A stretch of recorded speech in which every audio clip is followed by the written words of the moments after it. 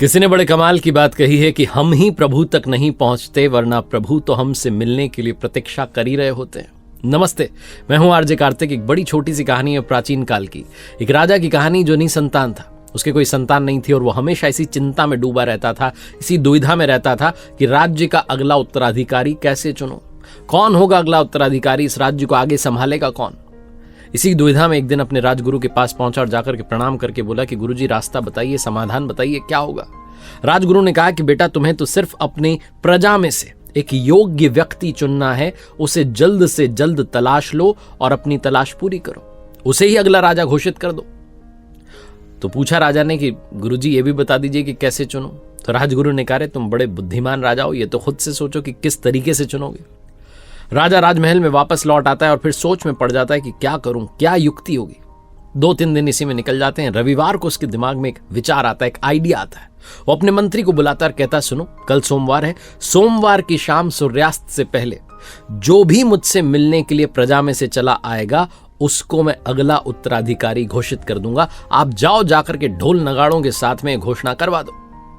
मंत्री कहता है, महाराज ये कैसी बात कर रहे हो, आप क्षमा करें, लेकिन ये तो बहुत ही सामान्य सी मुझे युक्ति लग रही है, बहुत ही सामान्य सा उपाय है, ये कोई आइडिया है। आप कह रहे हो कि प्रजा में से जो भी मुझसे मिलने आएगा उसे राजा बना दूंगा, पूरी प्रजा आपसे मिलने चली आएगी। राजा ने कहा, अरे बस, मैंने जो कहा वो कर दो, कल का खेल तुम कल देखना। अगली सुबह राजा ने बड़ा कमाल किया। राजमहल के सामने जो बड़ा सा मैदान था, उसमें एक बहुत बड़े मेले का आयोजन करवाया। नाच गाने का कार्यक्रम हो रहा है, अलग अलग पकवान जो है उसकी स्टॉल लगी हुई है, झूले लगे हुए हैं, बहुत बड़ा मेला। अलग अलग तरीके की जो है आनंद की सामग्री वहां उपलब्ध है, खेल चल रहे हैं, कहीं झूले लगे हुए हैं, सब कुछ। जब प्रजा में से लोग आने लगे, सबको पता था कि हमें सूर्यास्त से पहले राजा से जाकर के मिलना है और जो भी मिल लेगा सबसे पहले वो राजा बन जाएगा। लेकिन सब जब आए राजमहल की तरफ तो देखते हैं बहुत बड़े मेले का आयोजन है, बहुत बड़ा उत्सव हो रहा है और सब सोचते हैं कि अभी तो बहुत समय है, सूर्यास्त से पहले मिलना है ना, अभी तो बहुत टाइम है, चलो एंजॉय कर लेते हैं। तो कोई किस तरफ बढ़ गया, कोई किस तरफ बढ़ गया, कोई पकवान के पीछे दौड़ गया, कोई जो है झूलों में आनंद लेने लगा, कोई जो है खेल खेलने लगा, कोई नाच गाने का आनंद ले रहा है। सारी प्रजा जो है इस प्रलोभन में फंस गई, जो माया जाल राजा ने रचा था सब उसमें उलझ के रह गए। एक लड़का था जो चलता चला आया, जो राजमहल के पहरेदार थे, उन्होंने कुछ प्रश्न पूछे, उसने जवाब दिया, अंदर चला आया, राजा के सामने पहुंचा जहां राजा राज दरबार में बैठे हुए थे, साथ में वो मंत्री बैठे हुए थे।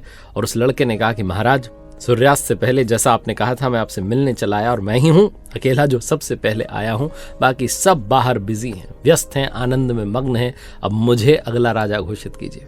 राजा ने जैसा वादा था उस लड़के को अगला राजा घोषित कर दिया और मंत्री से कहा कि देखो, मैंने कहा था ना, खेल ऐसा रचूंगा कि अपने आप योग्य व्यक्ति ही मुझ तक पहुंचेगा।